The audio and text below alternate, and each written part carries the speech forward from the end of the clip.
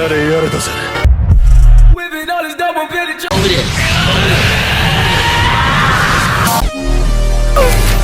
yes, yes, yes. You're gonna be happy when you smile. Right? Yes.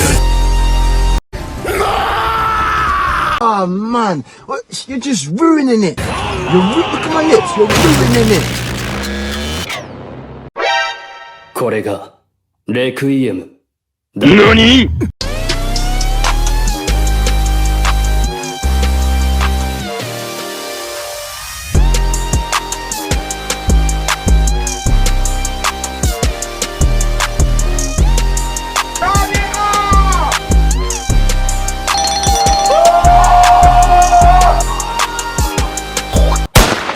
Nice.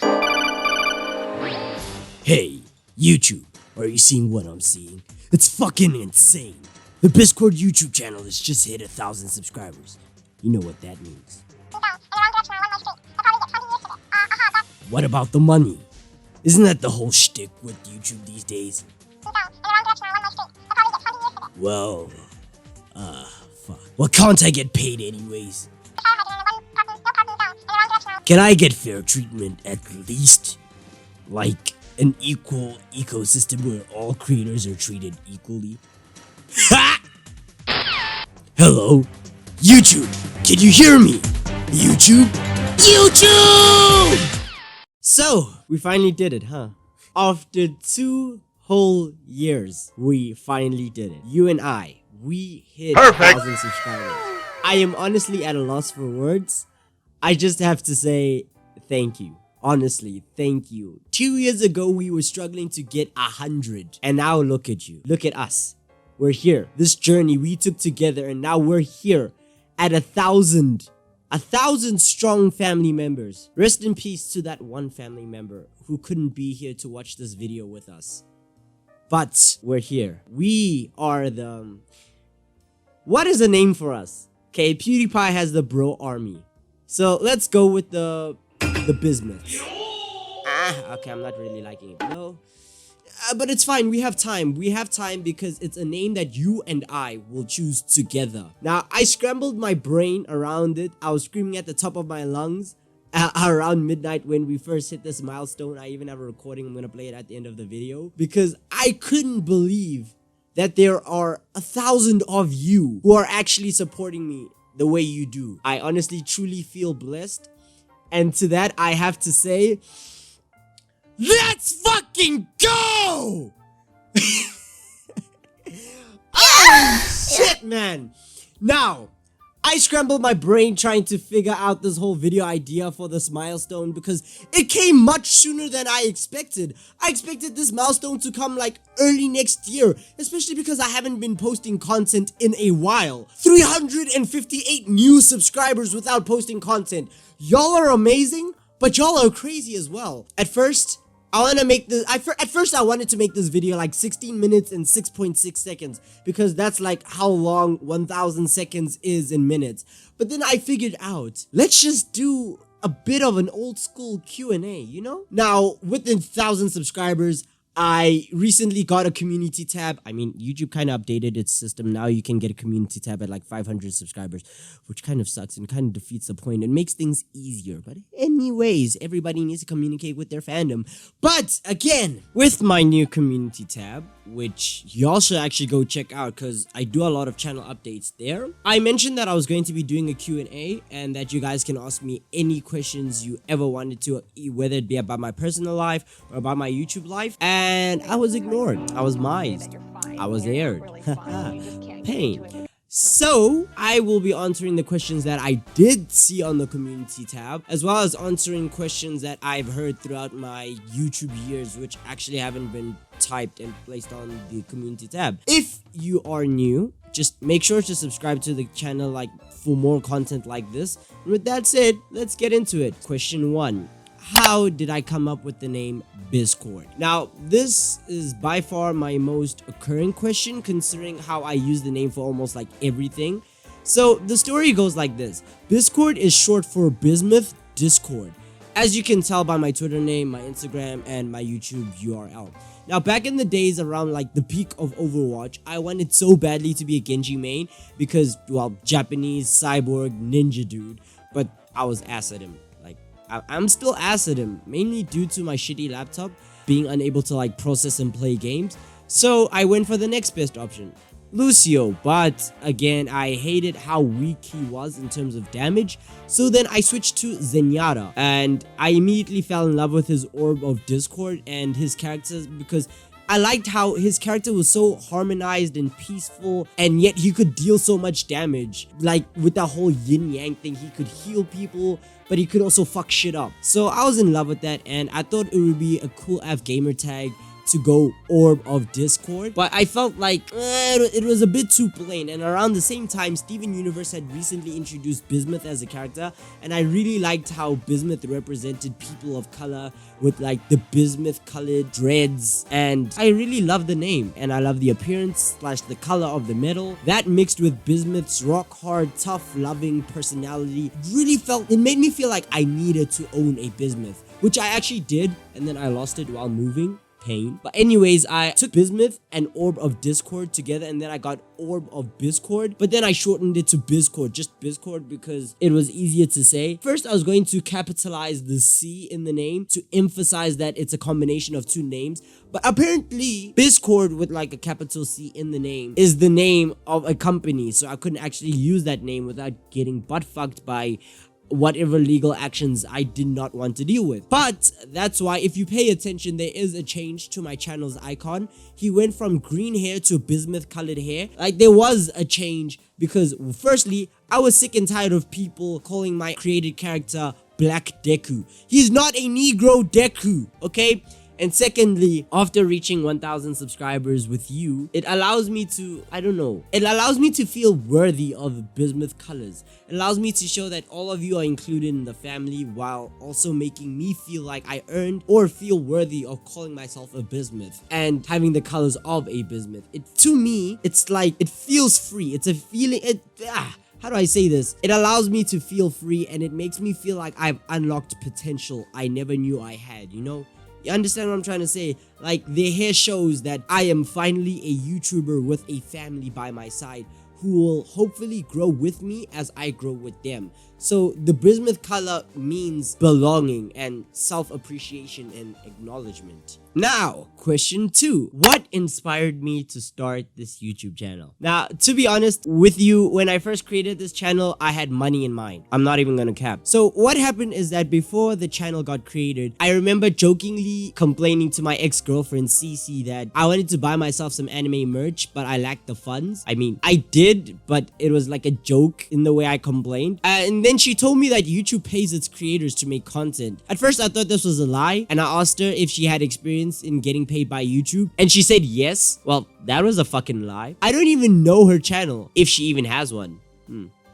Anyway, I jumped to YouTube wanting money, expecting to get paid at 100 subscribers. Not 1,000, 100. And I started my channel, but then realized that my laptop was way too shit to actually make content worth watching. And so I postponed the idea of posting content, which is why if you check the channel's about section, you will see that the channel was created in like roughly 2017, but then only released its first ever video September 22nd, 2019. Speaking of which, that's what allowed me to continue the passion of creating content, because after buying my friend's secondhand laptop, I was finally able to actually edit without having any hindrance, right? I could do what I thought I could do whatever I wanted to. I realized these days that's a fucking lie as well. But I was able to finally edit for the first time, and I made my channel's first opening. Like, that was my first ever edit.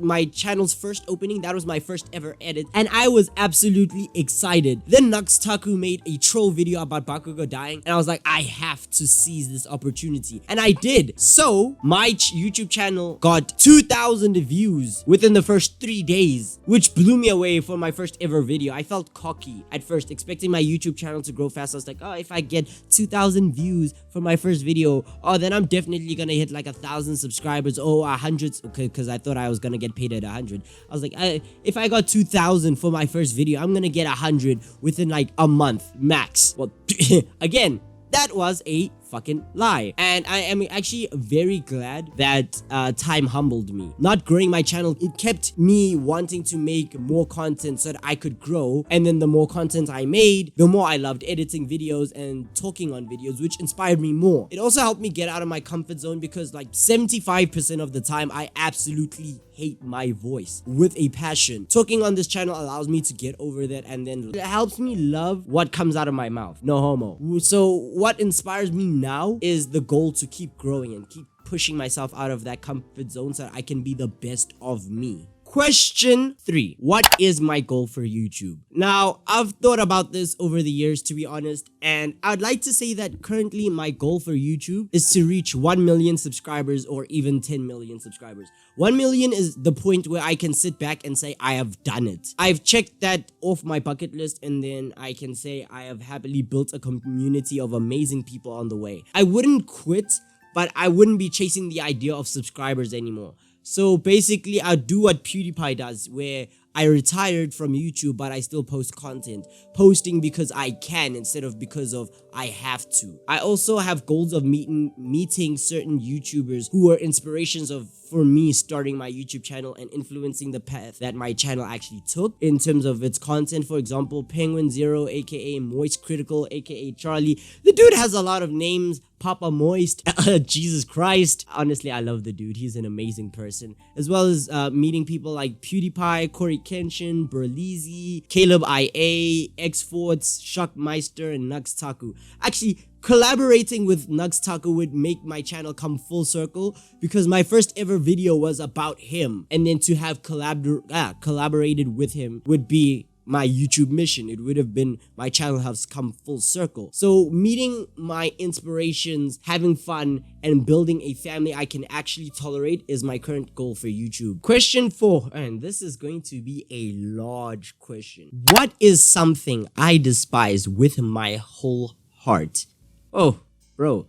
Okay, this answer is going to be a very long one because I have a lot of things I dislike. Like, I have a lot of pet peeves that irritate me extremely fast. First one would be materialism. Like, I just hate with the bottom of my heart, like my heart, my soul, every single fiber of my being. I hate those people who live in greed and only find happiness in materialistic items. Like, yeah, be on your money grind. I salute you for working hard to get somewhere in life. But nothing annoys me more than somebody who finds a need to flaunt that wealth and materialism. Like, people will probably be at my throat being like, oh, I only hate materialism because I'm broke. And honestly, that's another pet peeve that I will be getting into later on. But I just hate having things. I don't like having things that I don't need. And I tend to give away a lot of things because I just don't like having things, especially if I don't need it. If I don't need it, I won't get it. So basically, I want to get money to live a soft and cozy life.